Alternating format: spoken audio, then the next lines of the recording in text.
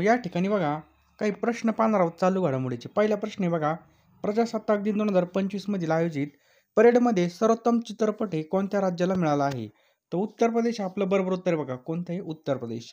पुढचा प्रश्न पहा, कृषी अन्न प्रक्रिया क्षेत्रामध्ये नाविन्यतेला प्रोत्साहन देण्यासाठी कोणत्या राज्याने ॲग्री स्टार्टअप फंड सुरू केला आहे? तर आपल्या महाराष्ट्राने हा चालू केला आहे. नेक्स्ट आहे बघा, जॉब एलर्डिस यांनी नुकतेच मुख्य कार्यकारी अधिकारी पदाचा राजीनामा दिला आहे. तर ते खालीलपैकी कोणत्या परिषदेचे मुख्य कार्यकारी अधिकारी होते? तर ICC. लक्षात ठेवायचं ICC. आसाम या राज्याची दुसरी राजधानी म्हणून कोणत्या शहराची निवड करण्यात आली आहे? तर दिब्रुगड शहराची या ठिकाणी निवड करण्यात आली आहे. पुढचा प्रश्न बघा, उदयोन्मुख ICC men's cricket of the year पुरस्कार प्राप्त केमेंदू मेंडिस हे कोणत्या देशाचे खेळाडू आहेत?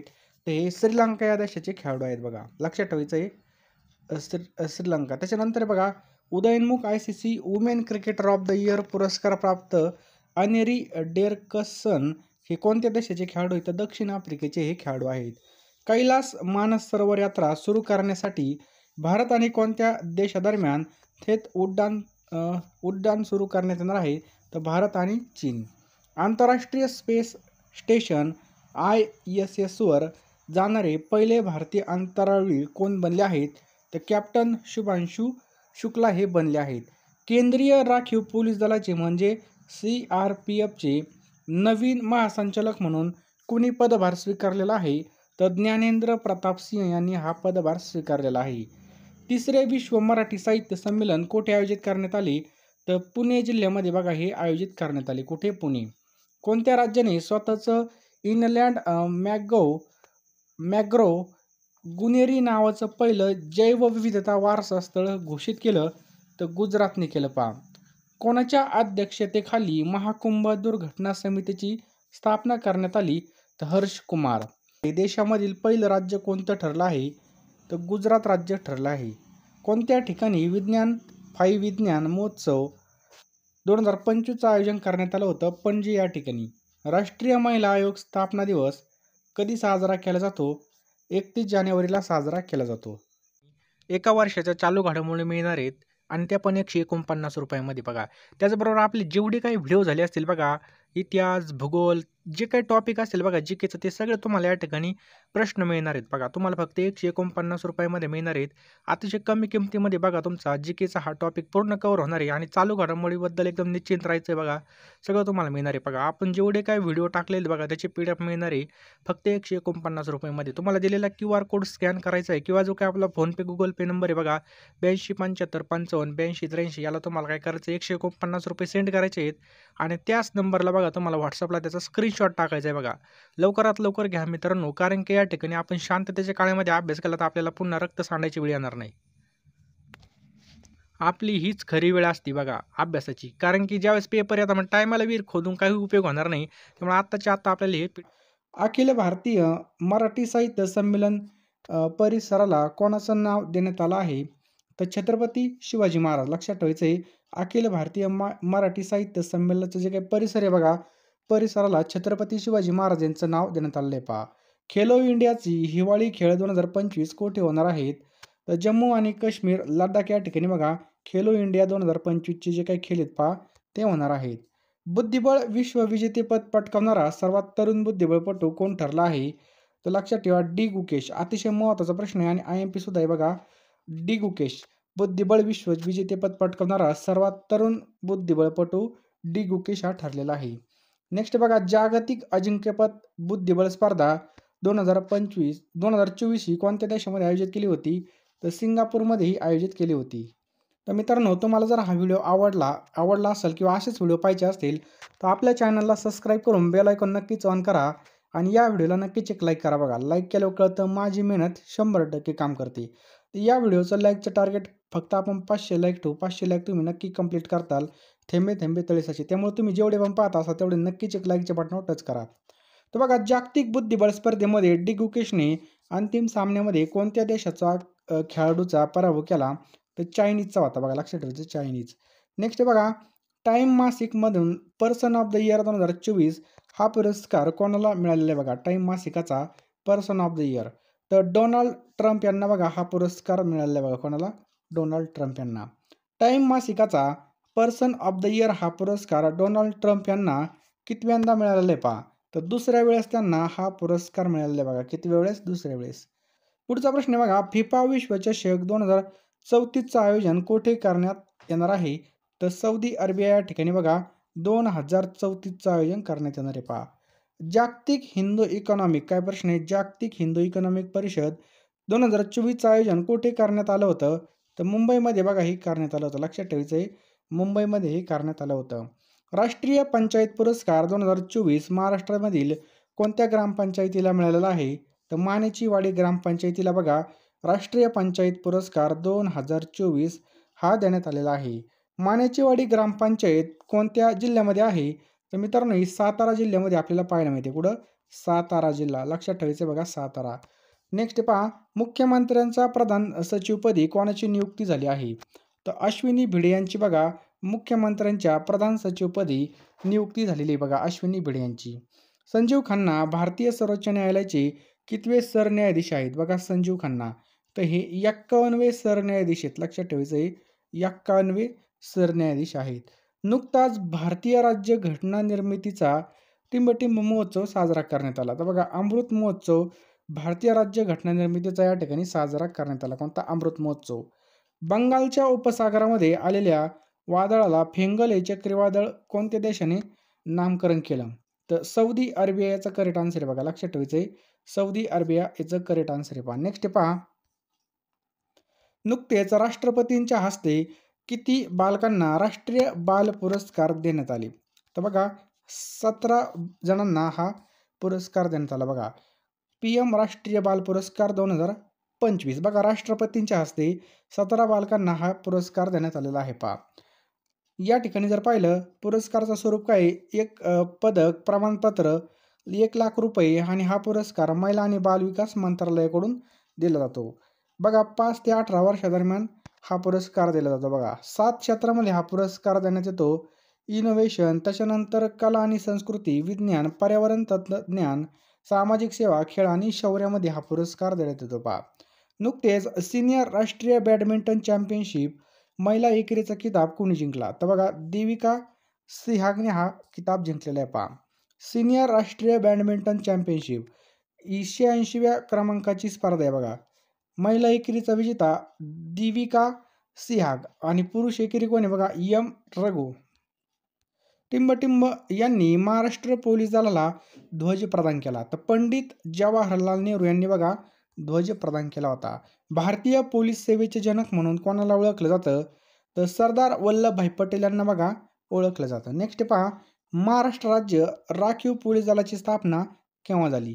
तर 1948 मध्ये. लक्षात ठेवा 1948ला महाराष्ट्र राज्य म्हणजे जे काय आपलं SRP आहे, SRPची स्थापना 1948ला झाली होती. राज्य राखीव पोलीस दलाचा रेजिंग डे कधी असतो? तर 6 मार्चला असतो. हे पण लक्षात ठेवायचं आहे. मुंबईचे विशेष पोलीस आयुक्त कोण आहेत? तर देवेंद्र भारती हे आहेत.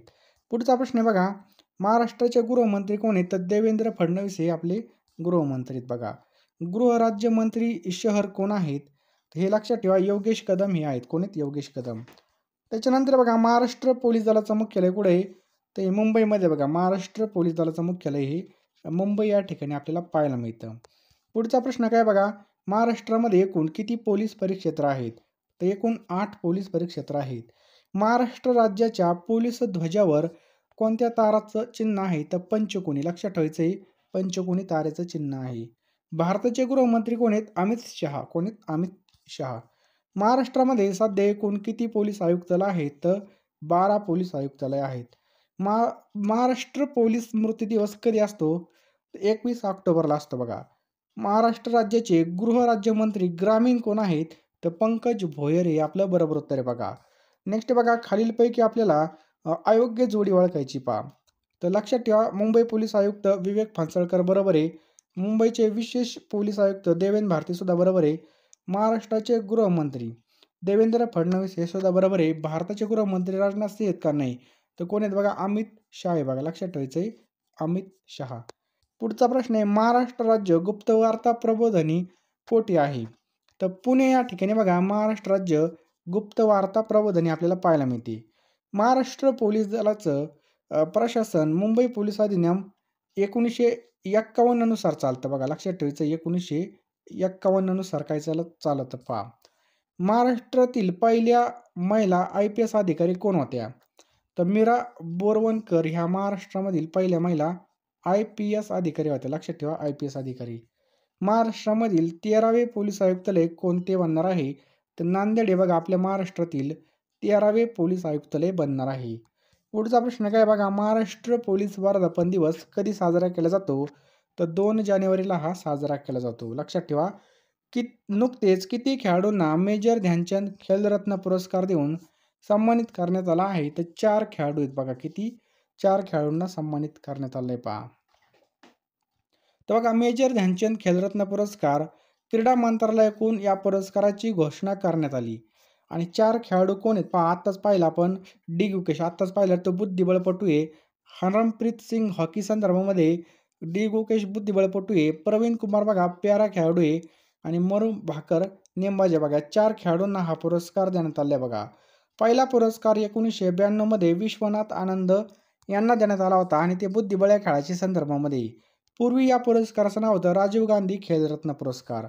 नावामध्ये बदल 2021 मध्ये करण्यात आला आणि मेजर ध्यानचंद खेलरत्न पुरस्कार असं नाव करण्यात आलं बघा. किती रक्कम भेटते? तर 25 लाख रुपये या ठिकाणी रक्कम भेटते. लक्षात ठेवायचे. 2023 मध्ये सात्विक साईराज रंकरेड्डी बॅडमिंटन संदर्भामध्ये यांना मिळाला होता आणि चिराग शेट्टी बॅडमिंटन ह्या दोघांना या ठिकाणी हा पुरस्कार देण्यात आला होता. बरोबर.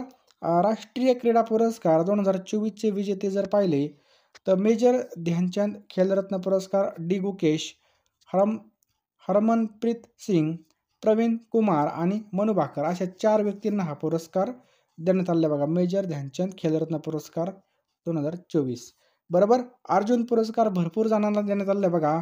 ज्योती याराजी ॲथलेटिक्स संदर्भामध्ये, अन्नू राणी बघा ॲथलेटिक्सचे, त्याचप्रकारे नीतू हा बॉक्सिंग संदर्भामध्ये पहा.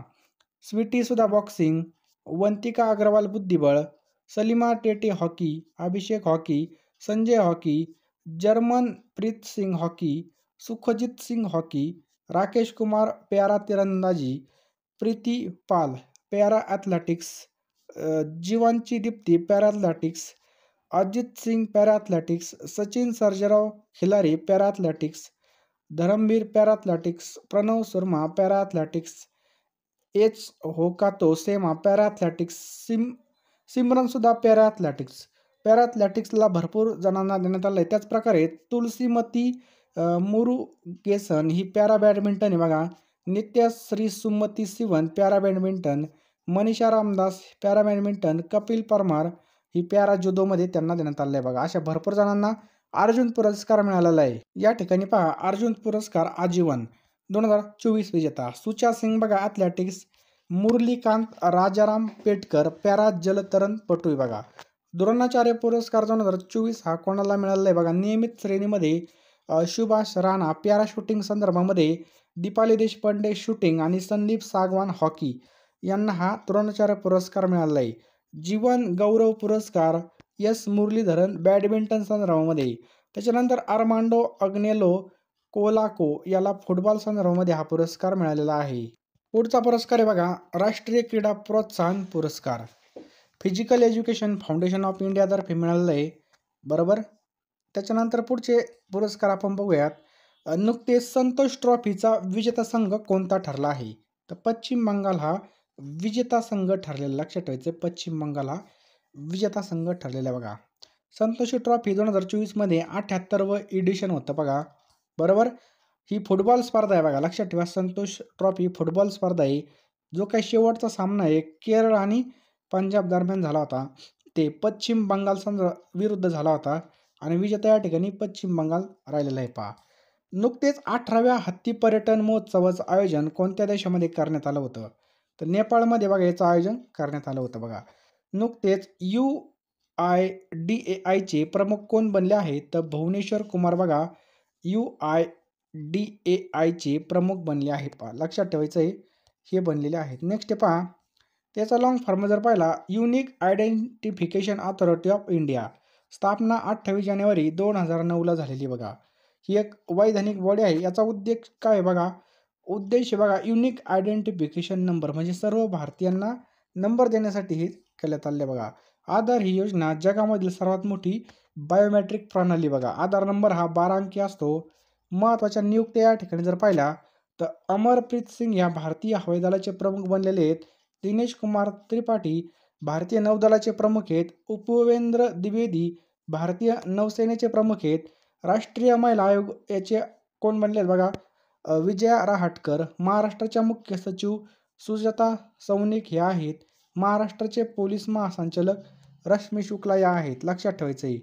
परकीय गुंतवणुकीमध्ये महाराष्ट्र हा देशामध्ये कितव्या स्थानी आहे तर महाराष्ट्र पहिल्या स्थानावर हा परकीय गुंतवणुकीमध्ये राहिलेला आहे बघा. राज्यामधील विदेशी गुंतवणुकीत बघा, राज्यातील विदेशी गुंतवणुकीमध्ये वार्षिक सरासरीच्या 95% गुंतवणूक अवघ्या 6 महिन्यामध्ये झाली बघा. 6 महिन्यातील परदेशी गुंतवणूक महाराष्ट्र 1 नंबरला आलेले बघा. अवघ्या 6 महिन्यामध्ये 1,13,236 कोटी रुपये इतकी परकीय गुंतवणूक महाराष्ट्रामध्ये झालेली आहे. परकीय गुंतवणुकीमध्ये देशातील राज्य क्रमवारी 1 नंबर महाराष्ट्र, कर्नाटक, गुजरात, दिल्ली आणि तमिळनाडू आपलं या ठिकाणी पाहिलं. महाराष्ट्राची स्थापना 1 मे 1960ला झालेली आहे. मुख्यमंत्री कोण आहेत तर बघा देवेंद्र फडणवीस मुख्यमंत्री आहेत. राज्यपाल CP राधाकृष्णन. राजधानी कोणती मुंबई पहा. कुंभमेळा कोणत्या ठिकाणी आयोजित होणार आहे तर प्रयागराज. लक्षात ठेवायचे प्रयागराज या ठिकाणी. ठिकाण प्रयागराज उत्तर प्रदेश. बरोबर. गंगा आणि यमुनेच्या संगमावर होणारे आयोजन बघा 13 जानेवारी ते 26 फेब्रुवारी. लक्षात ठेवायचं आहे. भाविक 40 ते 45 कोटी इतके येणारे बघा. कुंभ आणि महाकुंभमधला फरक लक्षात ठेवा. कुंभमेळा बघा दर 12 वर्षांनी 4 पैकी एका ठिकाणी आयोजित केला जातो. तर अर्ध कुंभमेळा 6 वर्षांनी हरिद्वार आणि प्रयागराज या ठिकाणी होतो. दर 12 वर्षांनी पूर्ण कुंभ होतो आणि 12 पूर्ण कुंभ नंतर महाकुंभ साजरा केला जातो. यावेळी बघा प्रयागराजमधील कुंभमेळ्याला महाकुंभ म्हणून संबोधलं जाते बघा. त्या ठिकाणी खूप चेंगराचेंगरी सुद्धा झालेली नुकतीच. तर उत्तर प्रदेशची स्थापना 24 जानेवारी 1950ला झाली. मुख्यमंत्री योगी आदित्यनाथ आहेत. राज्यपाल कोणी आनंदीबेन पटेल. राजधानी बघा लखनौ ही आहे. पुढचा प्रश्न काय बघा, भारतामधील तिसरे आणि राज्यातील पहिले आदिवासी विद्यापीठ लवकरच कुठे स्थापन होणार आहे तर हे नाशिकमध्ये स्थापन होणार आहे पहा. नाशिकमध्ये. बरोबर. घोषणा कोणी केली? राज्यपाल राधाकृष्णन यांनी केली बघा. भारतातील सध्या फक्त 2 कार्यरत आदिवासी विद्यापीठ आहेत पहा. इंदिरा गांधी राष्ट्रीय आदिवासी विद्यापीठ मध्य प्रदेश आणि केंद्रीय आदिवासी विद्यापीठ आंध्र प्रदेश. लक्षात ठेवायचं आहे. देशामधील पहिला काचेचा पूल हा कुठे सुरू झाला तर तमिळनाडू राज्यामध्ये बघा पहिला काचेचा पूल चालू झालेला बघा. देशामधील पहिला काचेचा पूल. ठिकाण तमिळनाडूतील कन्याकुमारीच्या काठावर देशातील पहिला काचेचा पूल उभारण्यात आलेला आहे बघा. पुलाची रुंदी किती आहे 77 मीटर आणि लांबी रुंदी किती 77 मीटर आणि लांबी किती बघा 10 मीटर. 10 मीटर काय बघा रुंदी या ठिकाणी. समजलं. 77 मीटर लांब आणि 10 मीटर रुंदी बघा. दरम्यान बघा विवेकानंद स्मारक ते तिरुवल्लूर या ठिकाणी हा झालेला आहे बघा चालू. लक्षात ठेवायचं आहे. तिरुवल्लूर या ठिकाणी. उद्घाटन तमिळनाडूचे मुख्यमंत्री M.K. स्टॅलिन यांच्या हस्ते झालेले पहा. तमिळनाडू राज्याची स्थापना 1 नोव्हेंबर 1956ला झालेली आहे. मुख्यमंत्री बघा M.K. स्टॅलिन हे आहेत. राज्यपाल बघा R.N. रवी हे आहेत. R.N. रवी. राजधानी कोणती चेन्नई बघा. सावित्रीबाई फुले यांची जयंती केव्हा साजरी केली जाते तर 3 जानेवारी. लक्षात ठेवा 3 जानेवारीला.